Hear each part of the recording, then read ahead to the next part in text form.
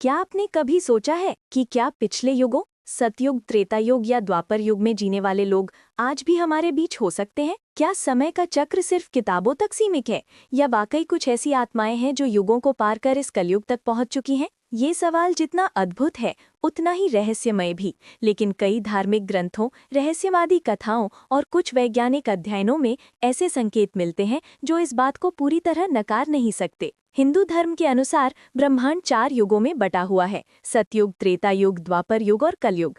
हर युग की अपनी विशेषताएं हैं और हर युग के अंत में कुछ आत्माएं अधूरे कर्मों के कारण अगले युग में पुनर्जन्म लेती हैं। यही कारण है कि कहा जाता है आत्मा कभी मरती नहीं, बस शरीर बदलती है। अब सवाल ये है कि क्या उन आत्माओं में से कुछ आज भी हमारे बीच है? अगर हाँ, तो वे कौन है और कहाँ है? इस रहस्य की परतें तब खुलनी शुरू होती हैं जब हम उन कहानियों को सुनते हैं जो सदियों से लोगों के बीच चलती आई हैं। सबसे पहले बात करते हैं अश्वत्थामा की। महाभारत में गुरु द्रोणाचार्य के पुत्र अश्वत्थामा को भगवान श्री कृष्ण ने युद्ध के अंत में एक भयानक श्राप दिया था कि वो अनंत काल तक जीवित रहेगा, लेकिन उसकी देह में कभी शांति नहीं होगी। कहा जाता है कि अश्वत्थामा आज भी जीवित है। कई लोगों ने उसे मध्य प्रदेश के बुंदेलखंड के जंगलों और नर्मदा किनारे के क्षेत्रों में देखने का दावा किया है। उन्होंने बताया कि उसका शरीर घावों से भरा था और वो किसी गहरी पीड़ा में था। दूसरे हैं परशुराम, भगवान विष्णु का छठा अवतार। उन्हें अमर माना गया है क्योंकि उनका काम अभी पूरा नहीं हुआ है। शास्त्रों के अनुसार परशुराम कलयुग के अंत में भगवान विष्णु के अंतिम अवतार कल्कि को शस्त्र विद्या सिखाएंगे। कई संतों का दावा है कि वे आज भी पृथ्वी पर जीवित हैं और हिमालय की गहराइयों में तपस्या कर रहे हैं। तीसरे हैं हनुमान जी, जो अमरत्व का वरदान प्राप्त कर चुके हैं। रामायण में हनुमान जी ने कहा था कि जब तक राम का नाम इस पृथ्वी पर लिया जाएगा वे जीवित रहेंगे। आज भी भारत के कई मंदिरों में कहा जाता है कि रात के समय हनुमान स्वयं आते हैं और पूजा स्वीकार करते हैं। अब बात करें वेदव्यास जी की, जिन्होंने महाभारत और पुराणों की रचना की। शास्त्र कहते हैं कि वेदव्यास द्वापर युग से अब तक जीवित हैं और वे हिमालय के एक गुप्त आश्रम में निवास करते हैं। वे वही व्यक्ति हैं जो हर युग में ज्ञान के रक्षक के रूप में प्रकट होते हैं।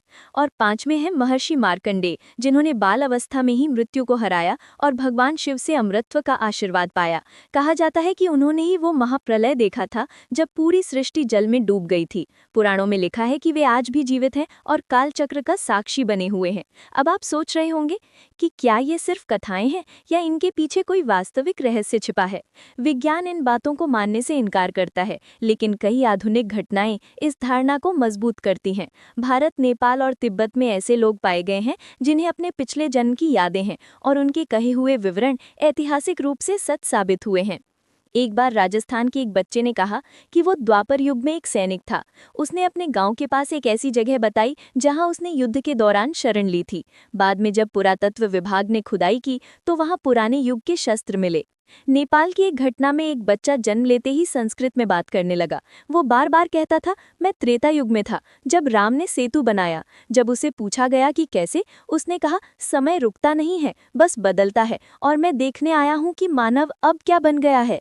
ऐसी घटनाएं केवल भारत में नहीं बल्कि दुनिया के कई हिस्सों में पाई गई हैं। कुछ लोग पास्ट लाइफ रिग्रेशन थेरेपी में जाते हैं और उन्हें अपने पिछले जन्म की झलक मिलती है। इन सब के बीच एक और दिलचस्प रहस्य छिपा है, काल चक्र का।